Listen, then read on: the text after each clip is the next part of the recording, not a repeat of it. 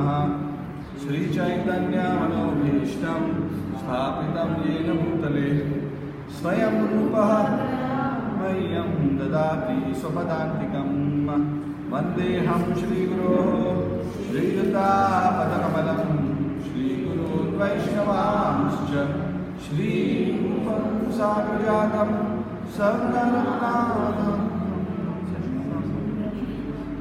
Satvaitam Savadutam Parijanashaitam Krishna Chaitanya Devam Shri Radha Krishna Padam Sagana Lalita Shri Vishakhanvitamscha He Krishna Karuna Sindhu Deenabandhu Jagatpate Gopesha Gopika Kanta Radha Kanta Namostute Tapta Kanchana Gaurangi Radhe Vrindavaneshwari Shamanusute Devi Pranamami Haripriye Vancha Kalpatarubhyasya Kripa Sindhubhya eva cha Patitanam Pavanebhyo Vaishnavebhyo Namo Namaha Jai Shri Krishna Chaitanya Prabhu Nityananda Shri Advaita Gadadhara Srivasadi Gaur Bhakta Vrinda Hare Krishna Krishna Krishna Hare Hare Hare Rama Rama Rama Hare Hare Namo Vishnupadaya Krishna Krishna Namo Vishnupadaya Krishna Krishna Krishna Swami Bhudi Namne Namaste Saraswati Devi Gaurvani Pujarne Visheshin Vajrasya Mukham Karoti Vachalam Pangum Langete Girim Yat Kripadam Aham Bande Shri Guru Nitaram Parmanam Madhavam Shri Chaitanya Ishwaram Hare Krishna Hare Krishna. So last week,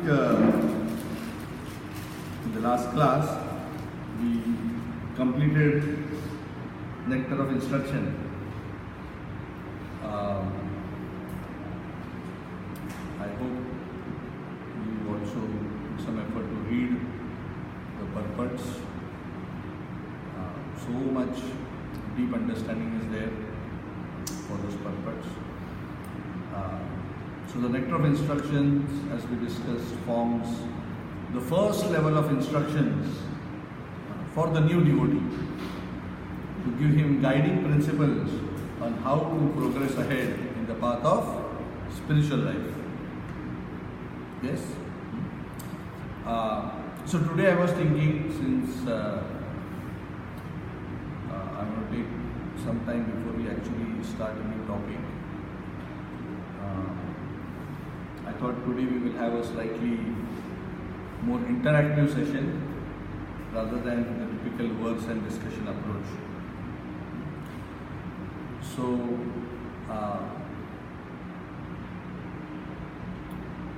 I'm going to speak for 5-10 minutes only, just to kind of summarize what we have learned overall as the philosophy of Bhagavad Gita. It's 5-10 minutes. And then I'm just going to open the floor to questions. Okay? And the questions don't necessarily have to be limited to what I'm speaking. This is just to trigger some thinking.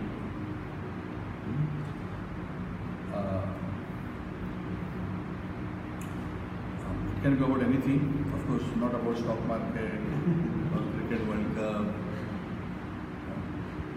but about advancement in spiritual consciousness.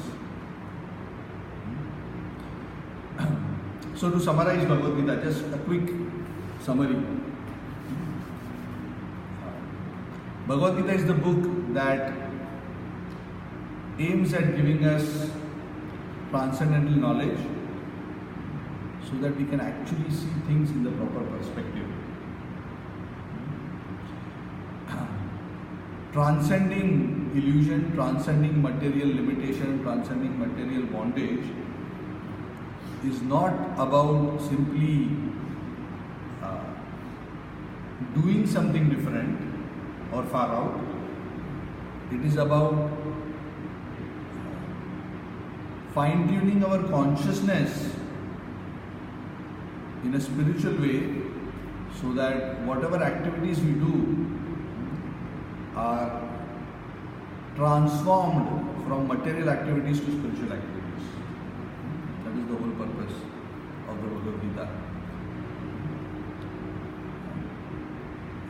says, Nashto moho smrutir labdva tat prasadatmaya achyuta. Now I understand properly.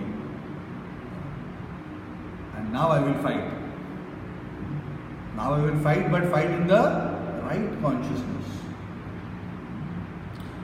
So Bhagavad Gita is not a book which imparts us skills. It doesn't decry skills. Skills are fine, skills are good. But it is about having the right motivation, the right intention in performing our various actions. So when Arjuna was put into illusion, being overwhelmed, thinking how I am going to fight this war, killing my swajanam, my own people, my swajana, my own people. So that these are my own and these are not my own. When you say these are my own, that means there are others who are not my own. So you are saying both Kauravas and Pandavas are my own. And those who are beyond the family and not connected to the family are not my own. So Krishna actually starts the lesson of Bhagavad Gita by giving him first the most fundamental foundational concept. You are saying my family, my relatives, I, me, mine. Do you even understand what is this I? Because me and mine are derived from I, right? Do you even properly know? You are speaking like Pandit. Oh, you are telling so much big things. But actually you don't even know what you are talking about. Ashochan anvashocastvam pradnyavadanscha bhashase gatasuna gatasunascha nanu shochanti panditaha. You are speaking like a Pandit. But those who are actually Pandit, they do not lament either for the living or the dead, because they know that what is living, called living, and what is called dead pertains only to the body, and the body is not the true self. And then he goes into the science of the soul to make Arjuna understand your real identity is not as the son of Pandu. That is a temporary identity. He goes deeper and says, actually, you are a spiritual living entity. So spiritual knowledge begins with this understanding. Some people try to jump very high, God and yoga and all this, but first let's have the basics sorted out. The most basic of basic is understanding that this identity that I have now is actually a temporary identity. It is not my real identity. My real identity is hidden inside this. And that identity continues from body to body to body to body. Yes? And then Krishna explains to Arjuna that, and when you are going through this body, you are going to go through pain, pleasure, heat, cold, happiness, distress, victory, defeat, all these things will go on. Punya, Papa, all these cycles will go on. And this particular journey, going up and down this roller coaster of material samsara, is not actually a very pleasurable journey. Everybody is in this journey to enjoy. But the end result is there's little enjoyment and so much suffering. So Krishna is explaining to Arjuna that he who is intelligent, he thinks, how I can be free from this karma, because this karma forces me to remain in this cycle, and as long as I remain in this cycle, I am subjected to all these miseries. Yes? So one of the basic understandings in spirituality is the soul is caught up in the cycle of birth and death. In the law of karma, is caught up. And because he is caught up, he is subjected to misery, even though unwanting. And that is where the first conception comes of mukti. Mukti means, I am trapped now, I want to be free. Free from the law of karma, free from repeated birth and death, situated in my original position. Why are we trapped? We are trapped because we are misidentifying. Yes? Why are we trapped? We are trapped because we are misidentifying. Just like in a movie, if you get too attached to the character in the movie, when something good happens, you become very happy. When something bad happens, you feel very sad. Same thing like in a stadium, right? Somebody else is playing the game, but you become happy. Then one team does well and you become sad when they don't do well. Why? Because you are associating, you are creating an identification. Yes? Correct? Similarly, the Lord is explaining, because of ahankar, this false association, you are creating a sense of association that this body and what this body goes through, this body is me.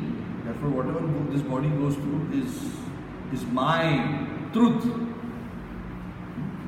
It may be a relative truth, but it is not the absolute truth. Because you think the body is you, but you are not the body. So because of that false identity, a lot of problem comes. So Krishna explains that the beginning of spiritual evolution is to understand this knowledge. But theoretical understanding is not adequate. In the second chapter, he explains the Sankhya Yoga, theoretical understanding, yes. But theoretical understanding is not enough. I can tell you in class, you are not the body, you are soul. You agree? Agree. Go outside. What does it mean? Can we actually disassociate ourselves just like that? No, because it's so deep rooted. Just like an insect caught in a spider's web. If you go and tell him, you are caught, please come out. You cannot come out, it's just so trapped. There has to be a process of disentanglement. Yes? And that process of disentanglement is the process of spiritual life. The process of getting free from the misidentification. And mind you, once misidentification is removed, both the law of karma and repeated birth and death automatically stop. Correct? Why? Because all of these are happening is because of your false identity, your anchor. As soon as you remove the anchor, it is just a movie for you. You are not associated. Okay, fine. Whether this guy wins or this guy wins or this happens or that happens. Samoham. I am equally. Labha, jaya, jaya. Whether there is victory, defeat, everything. So that anchor of ahankar, the misidentification has to be removed. But that requires cultivation, spiritual cultivation. It is not something which will happen simply. The jnana must be converted to vijnana. Jnana means theoretical knowledge. Vijnana means realized knowledge. Only when you have realized knowledge, only then you will be actually able to live a life based on that understanding. Correct? Yes. So what is the reality? We know this, but at an external level we are still going about doing the same things. Not really fundamentally much difference. Why? Because this is so deep rooted. It's very hard to just snap it, just like that. Slowly we have to work on it. Like rocks in the sea. I went to Lankavi some time ago. So there is this marine park. Have you been there? Have you any of you taken a boat ride there? So there is this big, huge rocks and cliffs in the sea.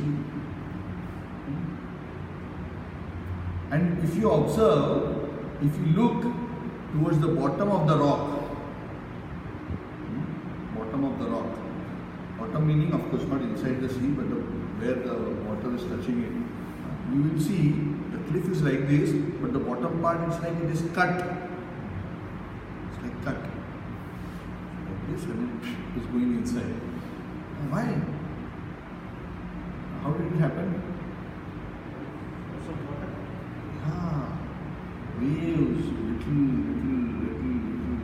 slowly. Stone also is slowly chipped away by water.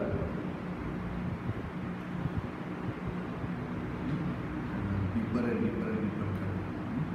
So sometimes you may think, oh, I just did this, what difference did it make to my spiritual life? Sometimes you may not be able to perceive. But as we continuously do our spiritual practices, we slowly but surely cutting the knot of false ego. So Krishna explains broadly 3 processes of elevation in Bhagavad Gita. So all these processes of elevation, which are actually steps on the ladder of spiritual life, are means of practice through which one can elevate one's consciousness and become free. So what are these 3? Karma, Jnana and Bhakti. Yes. So across all these processes, one of the fundamental concepts that Bhagavad Gita explains is, when you talk about yoga, you must be clear about one thing. Yoga means yajna. Yajna means sacrifice. Sacrifice means doing something for somebody else. And who is that somebody else in yoga? Yajnarthat karmano anyatra lokoyam karma bandhana tadartham karma kaunteya mukta sangha samachara. Do all activity as a sacrifice for the Lord. So the concept of detachment from the fruit of activities is very, very important and central to the process of being free. It's a very, very key understanding. Everybody in this world is working to get something. And when you are always working to enjoy, always working to gather, in connection to this body, you are actually just reinforcing your false ego. You understand? Like water is chipping off, instead of the water, if you go on putting more cement and more plaster, and the base will just go on getting stronger and stronger and stronger. Yes? Because you are reinforcing the wrong idea. Yes, I'm going to enjoy. Oh, when I ate this, it was so nice. Wow, yes, this is the source of happiness. Life is for this purpose. Yeah, let me enjoy. Yeah? So that is how we slowly reinforce this idea. But when we start an opposite process, we do activity but with detachment for the fruits to begin with. It slowly starts hitting on the very foundation of the ego. Because the ego is always wants to think in terms of I, me, mine. But when you don't do for yourself and you do activities for a higher purpose, it starts hitting on that very base of false identification. You understand? You understand? Okay, I'll explain this point a little bit more. You think you are the body. As long as you think you are the body, all activities that you will do is for the happiness of the body. Yes? So when you are working for the happiness of the body, you are strengthening the wrong conception that you are the body and happiness of the body will lead to happiness for you. Okay, so clear so far? So how do we counteract this or reverse this? We are used to doing activity, so we cannot suddenly stop doing activity. So Krishna says, no, don't worry about stopping it. That is at a higher level. Don't bother. Right now you stop activity will be a problem. Don't do this. Krishna explains the 5th chapter when Arjuna says, hey, should I stop activity or should I do yoga? He says, no, don't hurry to stop activity. You do, but you do it with detachment, do it for me. Because when you do it with detachment, what does detachment mean here? The detachment means the motivation for doing the activity is not, I am not going to be the beneficiary of the activity. It's for somebody else. That initially, that somebody else may be my father, my mother, my brother, my condominium, my community. Yes?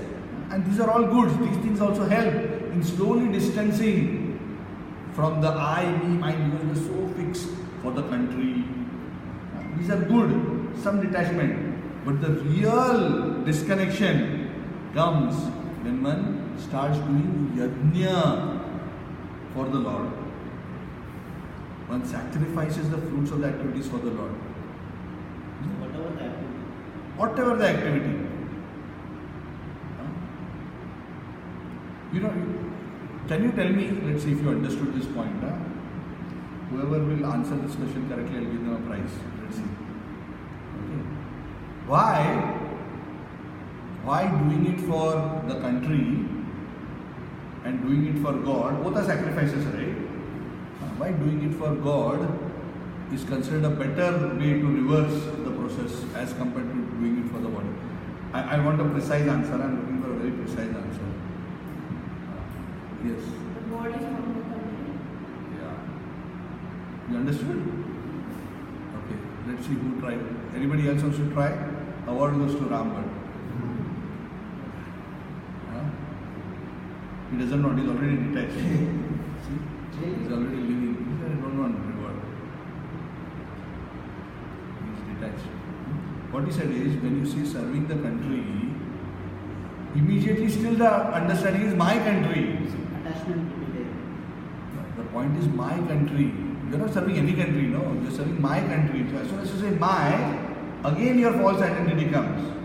It is still based on the body, no? For you, country is Malaysia. Why? Because your body is from Malaysia. For me, country is India because the body. But still, it is coming back to body only. It's a little more distance, but still linked to the body. So it is not totally taking away from the false ego. It is leading to little bit detachment, but it's not actually transcending. You cannot transcend by serving the country. You understand? You only get punya. So when you say mind is attachment. Correct. Mind, no. Mind, when it refers to mind in terms of body, it means attachment. When you say mind in terms of soul, when the devotee says, Krishna, you are mine, he's not talking in terms of the body, he's talking about his true nature. You understand? Yeah? That is why Krishna is saying, do yajna for the param, not for things which are connected to the body. You understand? So that is the fundamental principle of yoga. Is it clear? Okay?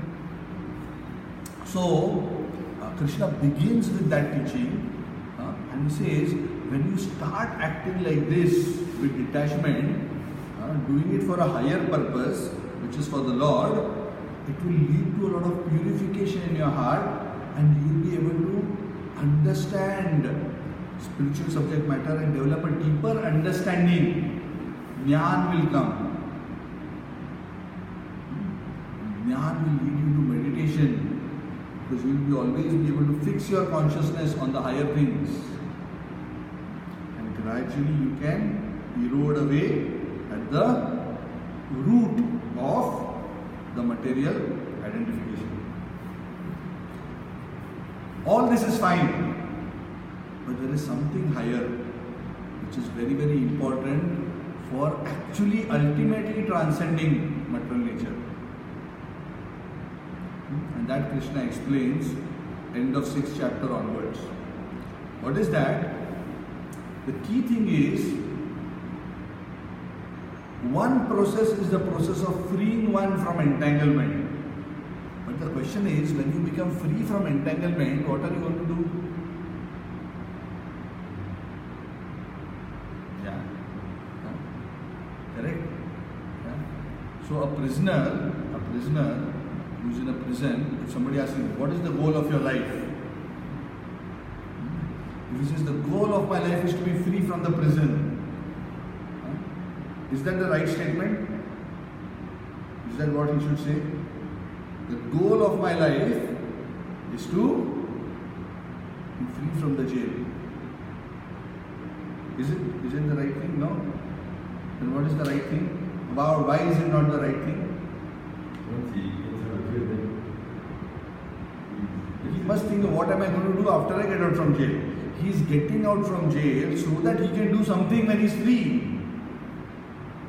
Getting out of the jail is only removing the negative part from his life of him being entangled and constrained. It is not a positive aspect of his life. When he gets free from jail,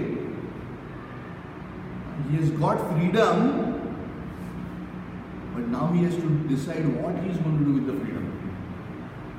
Yes? So Krishna not only speaks about entanglement, Krishna says at the free state, what is it that you are supposed to do? Because that cultivation must also happen in parallel. Understand? Correct? Okay?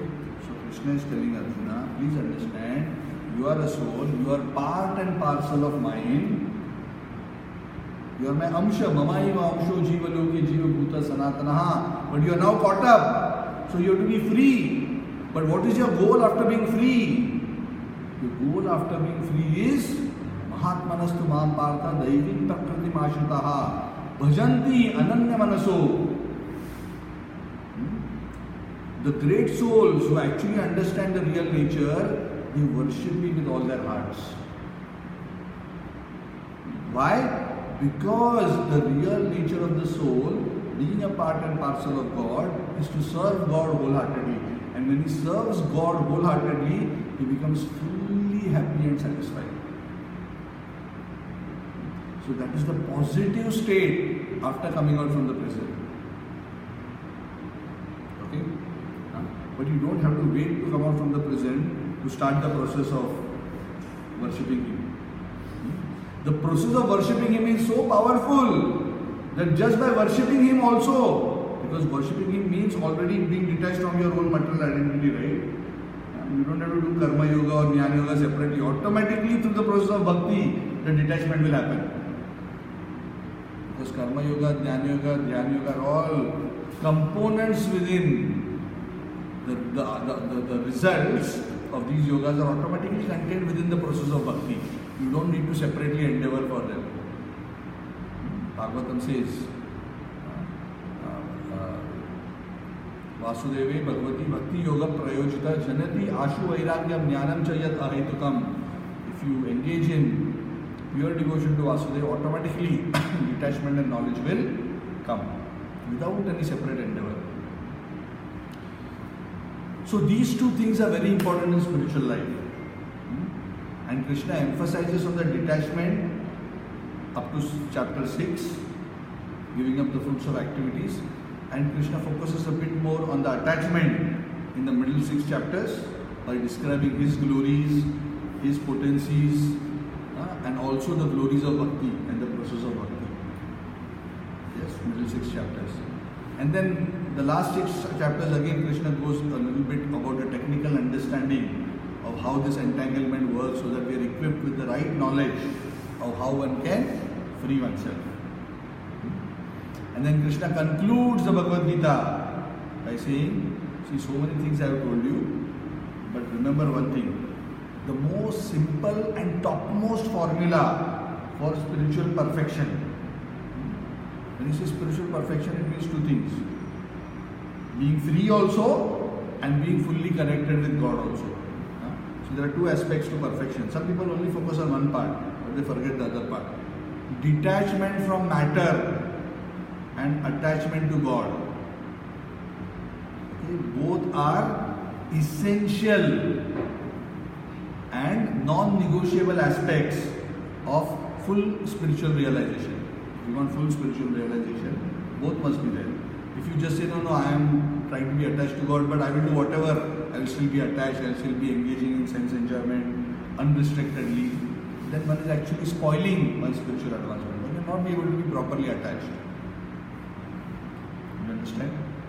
Because if you are still attached at a bodily level to sense enjoyment, serving God and serving the body are actually opposite ideas. You cannot say that I will do both. You cannot say I will be police officer also and I will be the top burglar in town. It doesn't make sense.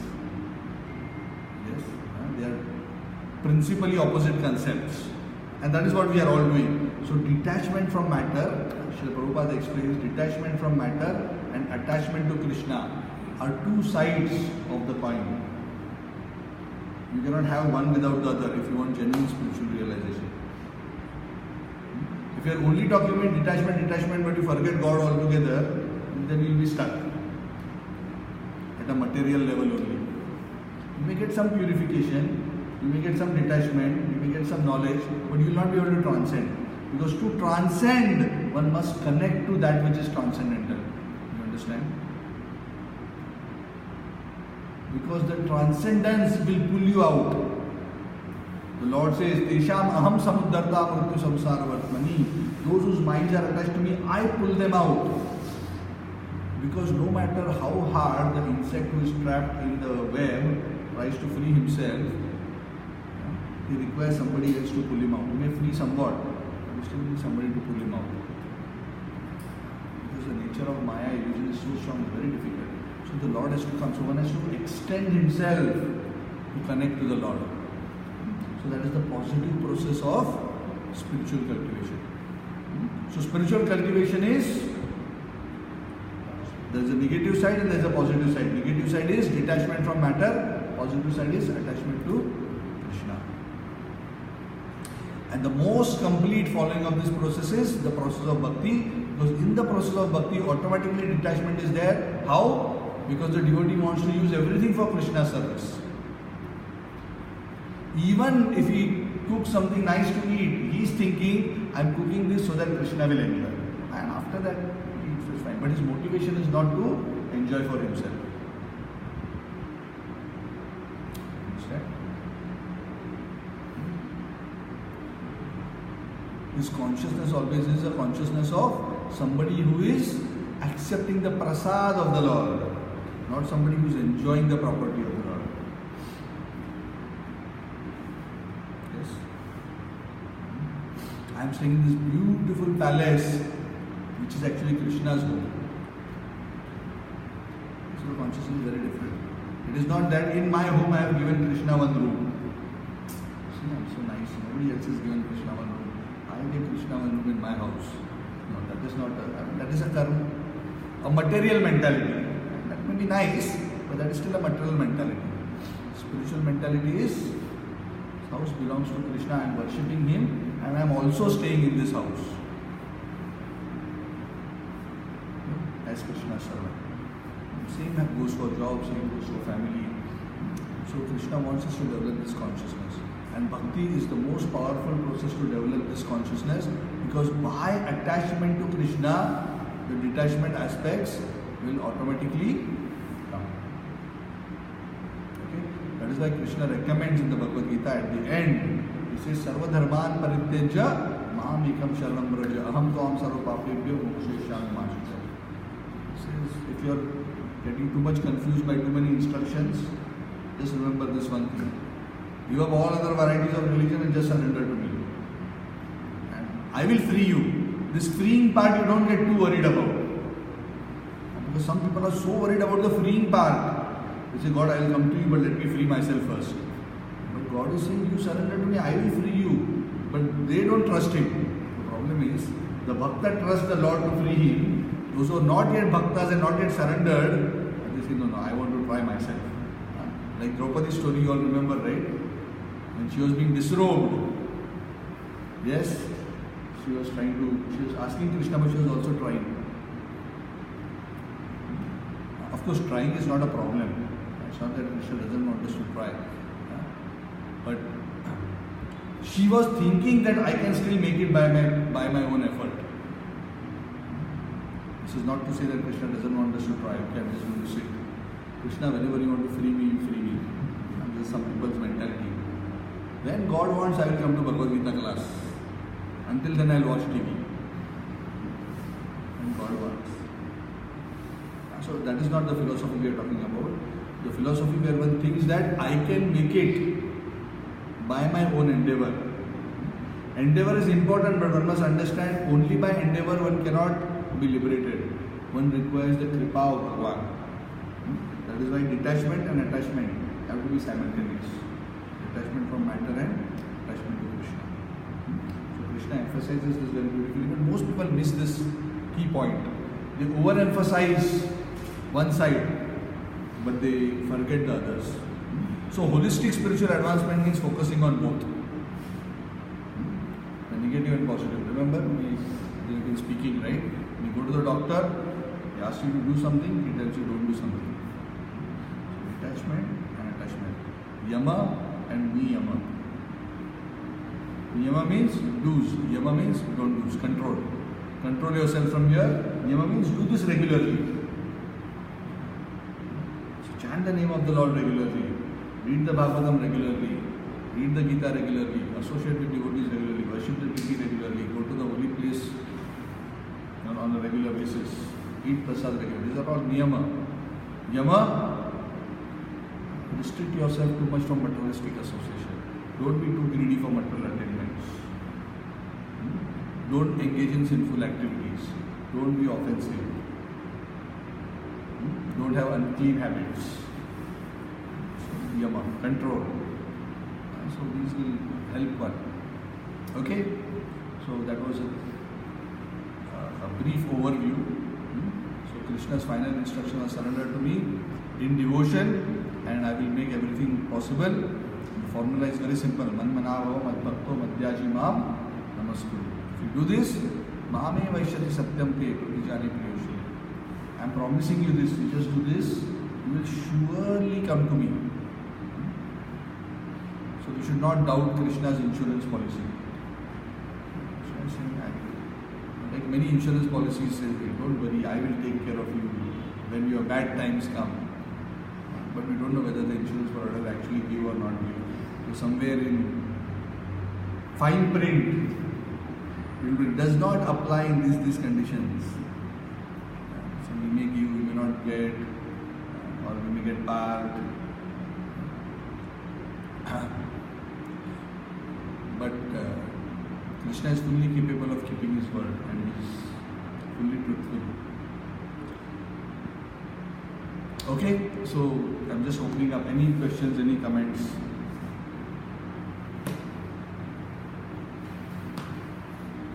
I already spoke for so long. Sorry, my uncontrolled tongue. What is the difference between a transformation and a change? Transformation is a huge change. That's what. Sorry? Transformation means the change is so huge. But as per dictionary, but only the same. That's what I'm explaining. So change means there is some change. And the change is so huge that you cannot distinguish the original from the new. That is called transformation. So spiritual life is about transformation of consciousness. Now the consciousness is in this direction. I, me, mine. I'm going to change it in this direction. For the Lord's pleasure, for the devotee's pleasure, for the spiritual master's pleasure. So that is the transformation. But the transformation doesn't happen overnight. So small changes, small change. Eventually there is a transformation. From where we are now to where we want to be.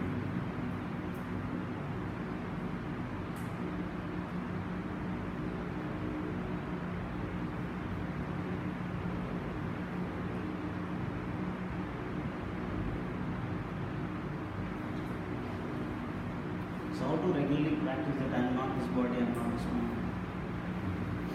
So, yeah. So the practice is the practice of the sadhana bhakti. Because when we do sadhana bhakti, since we are all aspiring to follow the topmost instruction of the Lord, which is man manava man bhakto madhyaji mamana suru. Krishna gives so many instructions. This is the topmost. Of course, it's not that we are discarding other instructions, but we are accepting all other instructions, keeping this as the foremost. Surrender to the Lord as the foremost. So when we talk about surrender to the Lord, by following the process of sadhana bhakti, the sadhana bhakti itself, all the activities of sadhana bhakti are all aimed at reinforcing the idea that this is not for me, this is for the pleasure of the Lord. It's not for me, it's for the pleasure of the Lord. Like in yajna, when you offer something in the fire, what do you say? Idam Krishnaya, idam na mama.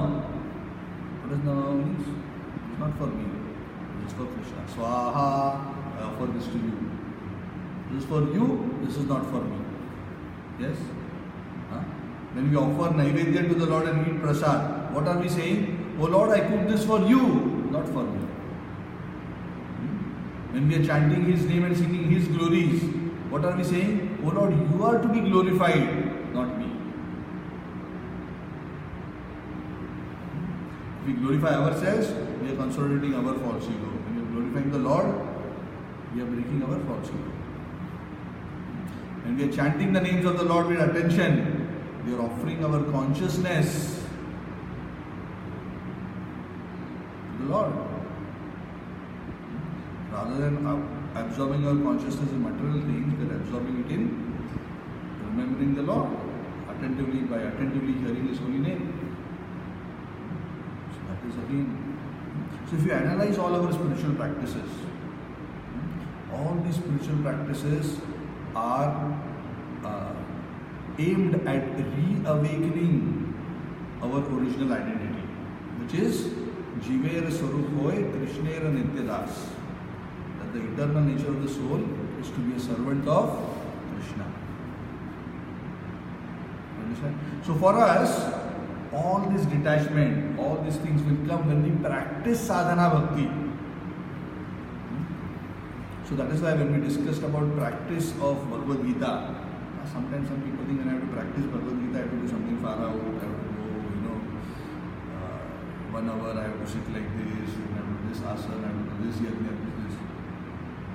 All the wisdom is concentrated, all this knowledge is concentrated within the practice of sadhana bhakti in such a way that it will give you the fruits of all other spiritual practices. That is the glory of bhakti. Because as I mentioned, what is spiritual life about? It is about detachment from matter and attachment to the Lord. And the whole core of bhakti itself is not for me, for the Lord. Isn't it? Isn't it? So if you do your spiritual practices with that understanding and that motivation, you are actually, it's like a big sharp axe with which you are cutting down the tree of Maya, of false identity. When you are just doing some ordinary punya, some little bit pious activity here and there, it is like the small waves which are hitting the rocks, which take thousands of years, tens of thousands of years to make a dent in the rock. We don't want to wait for tens of thousands of years. We want to finish off now. So you cannot be waiting for the water waves. You have to take an axe and hammer it down. So where you will get that power from? To hammer it. That power comes with that strong intention of serving the Lord and by sacrificing for the Lord. You understand? When we do spiritual activity, hearing, chanting, seva, with that attention, that is a very powerful axe which cuts the knots of false identity. Are you understanding? Yes? Okay. So do not have this thinking, oh, Prabhuji gave so much detailed class on Bhagavad Gita, but at the end he told us just chant Hare Krishna, just eat prasad, worship the Lord, serve the devotees. What is this? Krishna spoke something, Prabhuji speaking something else. No. All these practices are already mentioned in the Bhagavad Gita, first of all. And second is, Krishna tells very clearly in the Bhagavad Gita, if you simply do this, everything else is achieved. Isn't it? Sarva dharman parityaja mam ekam sharanam praja. Give up everything else and just surrender to me. And it just says, Manmana bhavat bhakto madhyaji mam namastu. Says, worship me. Offer respects to me. Yes. And he says, to learn this whole process, tad vidhi pranipatena pariprashna seva. Approach a spiritual teacher. Okay, learn from them properly this knowledge. Then you can practice it. Then you will get this realization from jnana to jnana. So bhakti, sadhana bhakti is a very, very powerful process. But how much result you get depends on how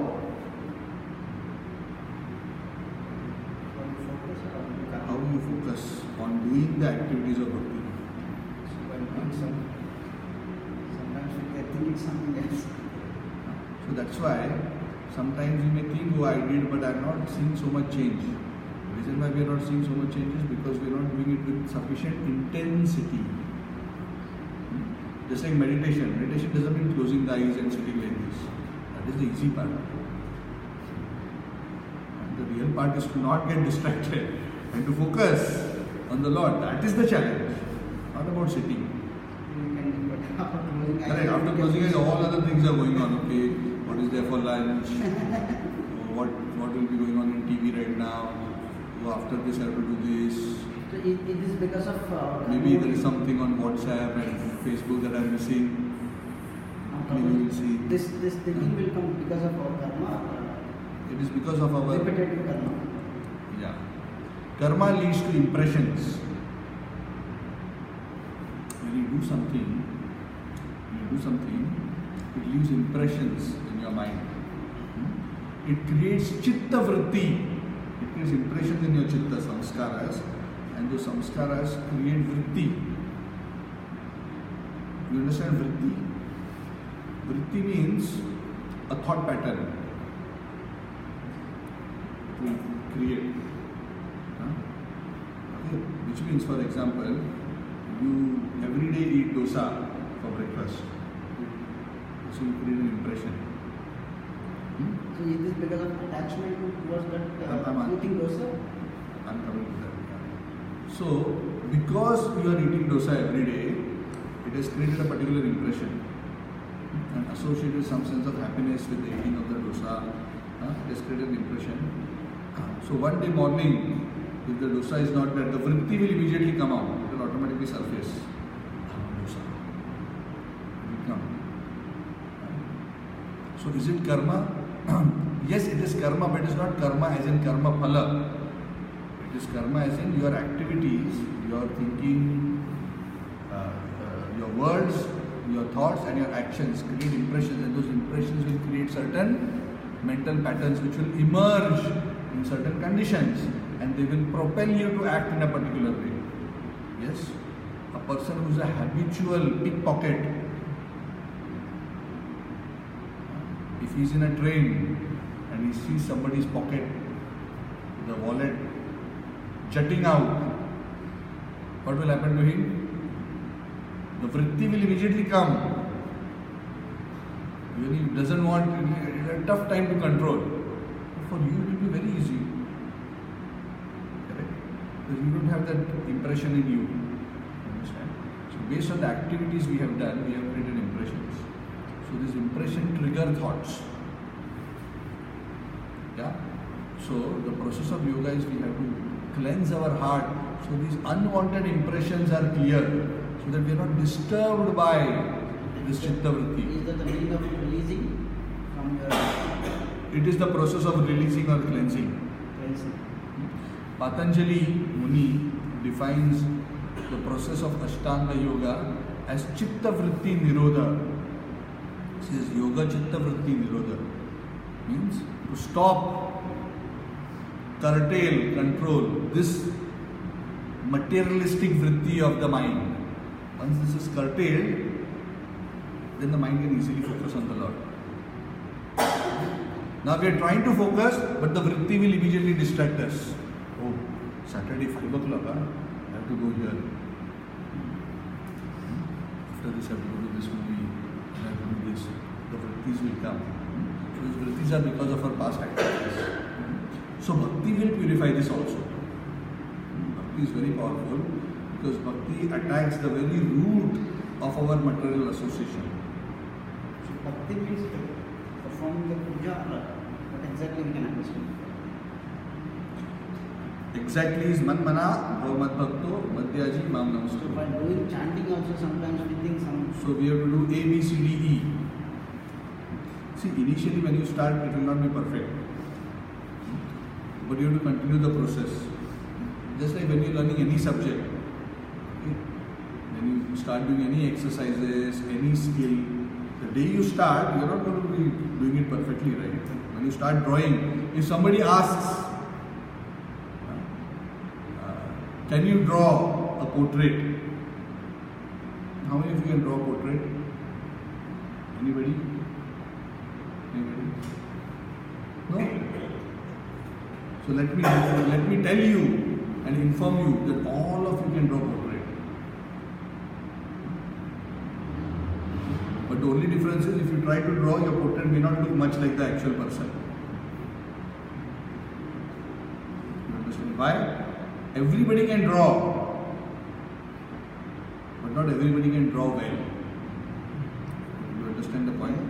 Everybody can chant, but the quality of your chanting will improve as you continue to practice. But you cannot achieve the end state by saying, no, now I can't draw nicely, so I will not draw. I will wait for the day that I will draw nicely. No, through practice. Abhyasena tu kaunteya vairagyena cha bhujati. Arjuna tells Krishna, mind is very difficult to control, is always in disturbance. So, no need to waste time. You say, no. Abhyasena tu kaunteya, keep practicing. Initially it may be 90% distraction, 10% focus. But keep on practicing. Then 20% focus, 80% distraction. But the cutting down comes by following the process, not by another means. We are waiting for that one fine day when the focus will come. No, the focus comes through practice. Abhyas and Vairagya. So what is the Abhyas? The positive aspects of Krishna consciousness, the sadhana. And what is Vairagya? The detachment. That's what we'll be speaking about, right? Both detachment and attachment are simultaneously necessary. Abhyas means the cultivation of attachment through practice. Do Abhyas. Keep chanting the holy name. This is in the 6th chapter. When Arjuna asks Krishna, Pramati balavadrudam dasyaham nigraham manne vayodiva sudushkaram, tells Krishna that to control the mind is more difficult than controlling the wind. So what you are telling me seems impractical. Like what you are saying, no? I'm chanting but I can't focus. So Arjuna tells Krishna the same thing. He says, Krishna, very difficult. How I say it like this, I cannot even focus. So our immediate reaction is abandon the process. And Krishna says, no. You have to start from where you are and improve the quality of what you are doing. So some people think, Prabhu, I am now chanting after 20 years, what I have to do differently?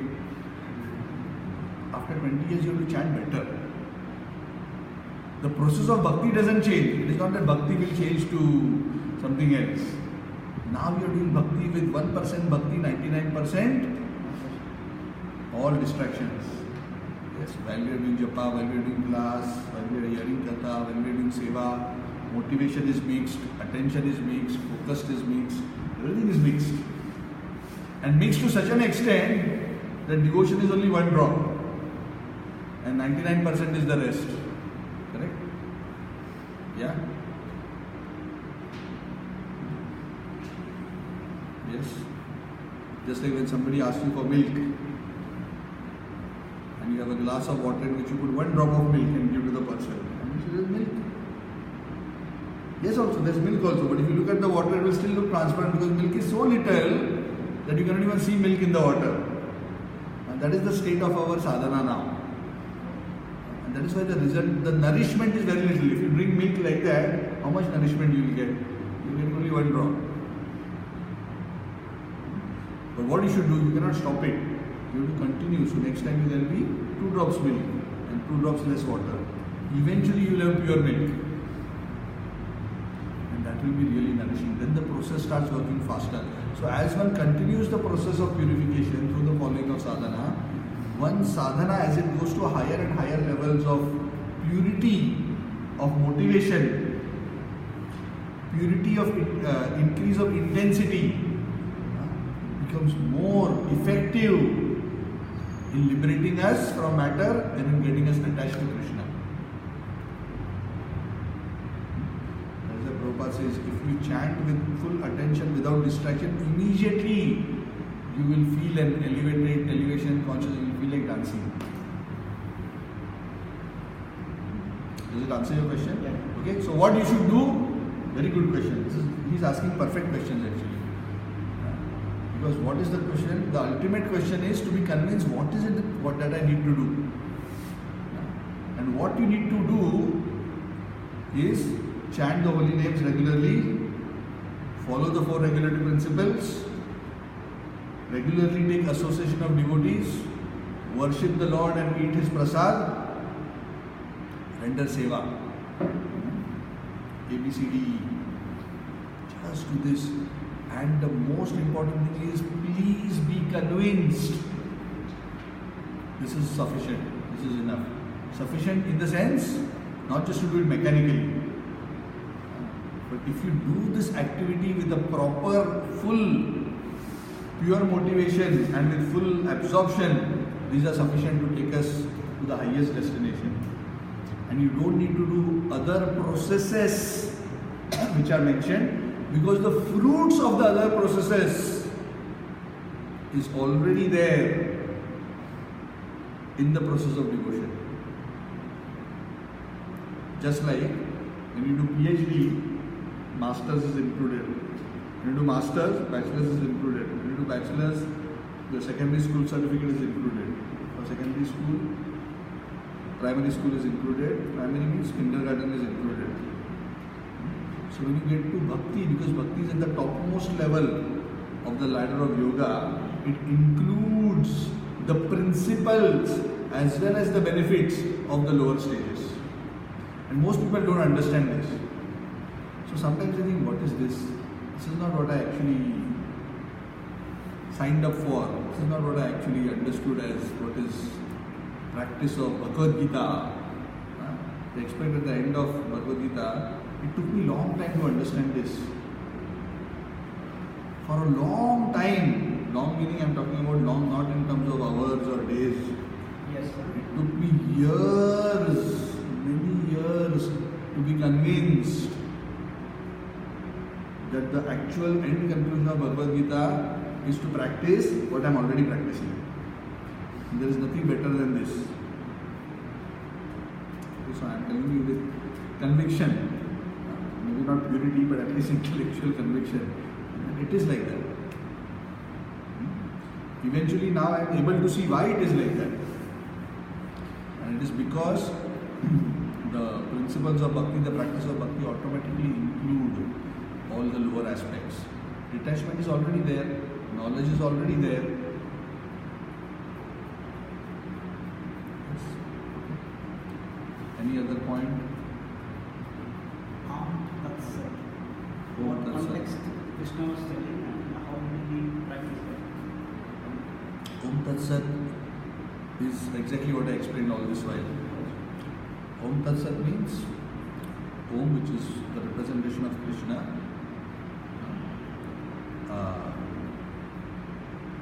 is the Supreme Absolute Truth, and whatever I am doing, I am offering it to the Supreme Absolute Truth. So in the later part of Bhagavad Gita, Krishna explains Om Tat Sat. All the yogis, they perfected by understanding this principle of Om Tat Sat. Om Tat Sat is nothing but Bhakti Yoga. What does Om Tat Sat mean? Om Tat Sat is a sutra which is indicating that I am doing for him. That means whatever we are doing, I am surrendering to Krishna and everything. Yajnatha karmano anyatra lokoyam karma bandhana. Same verse, 3.9. Is it 3.9?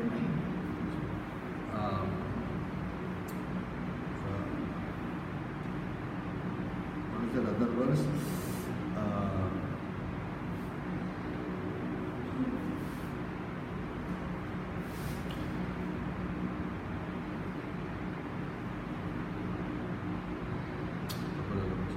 Essentially says that all activities should be performed for the pleasure of Lord Vishnu.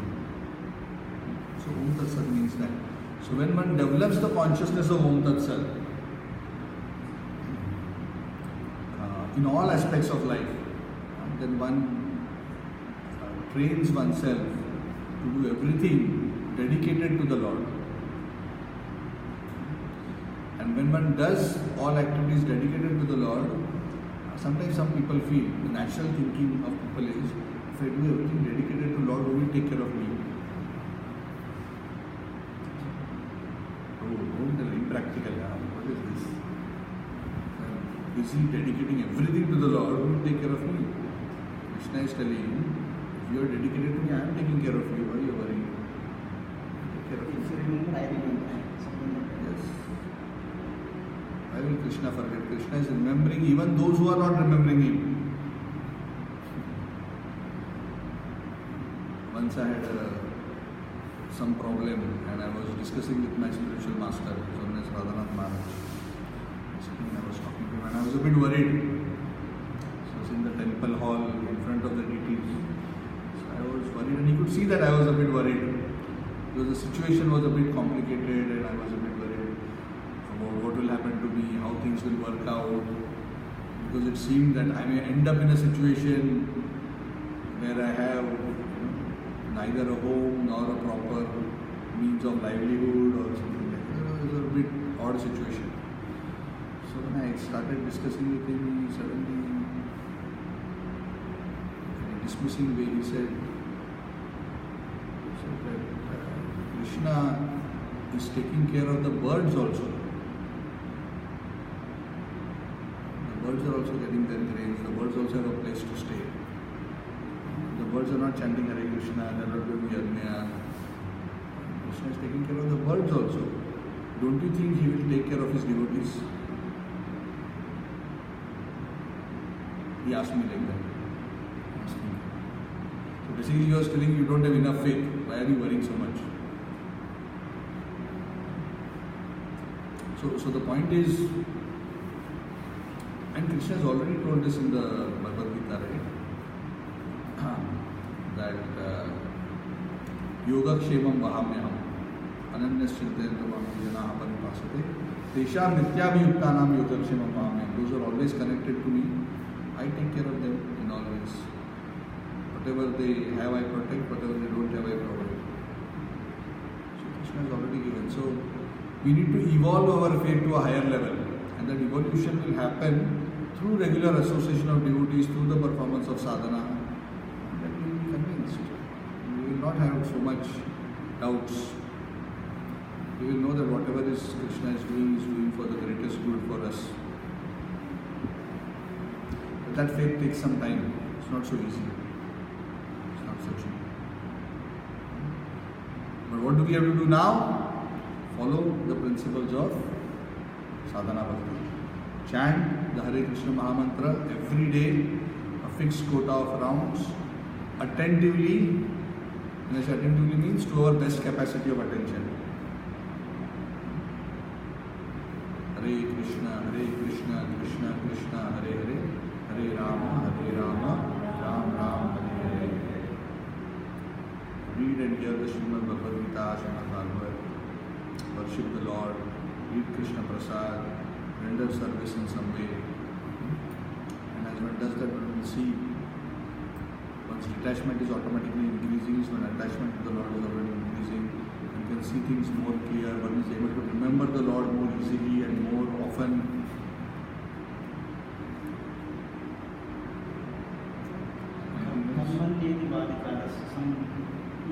Krishna was talking three things. One is prescribed duty and capricious work and inactive.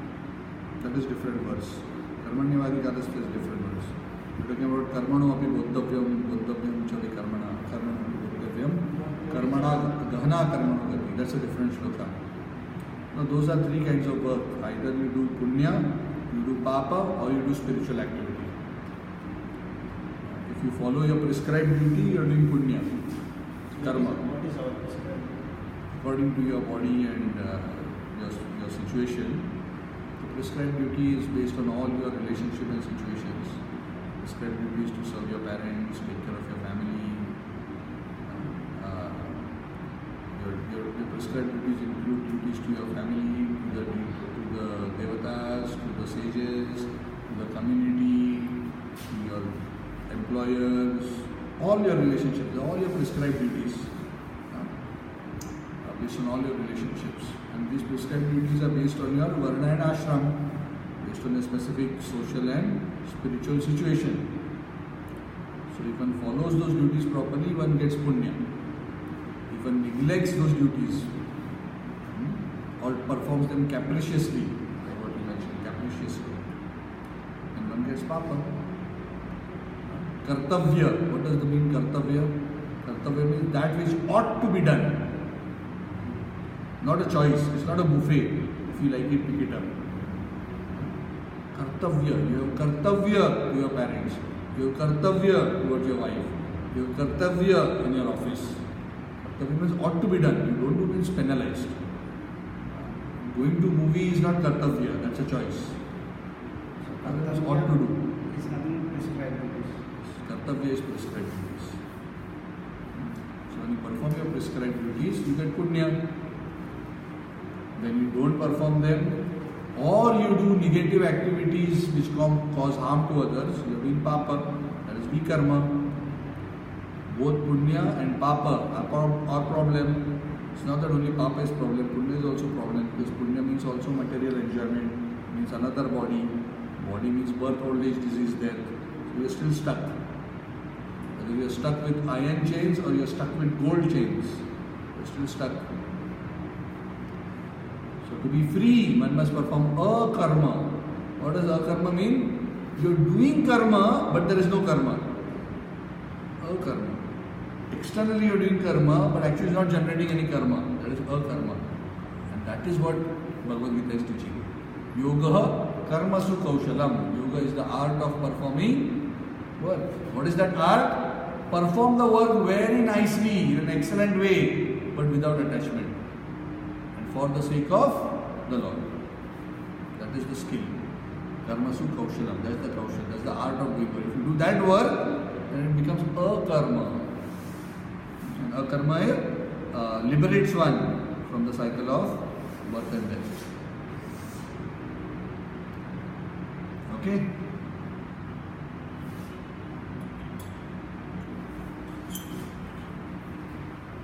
We'll do Kirtan for a few minutes. Okay?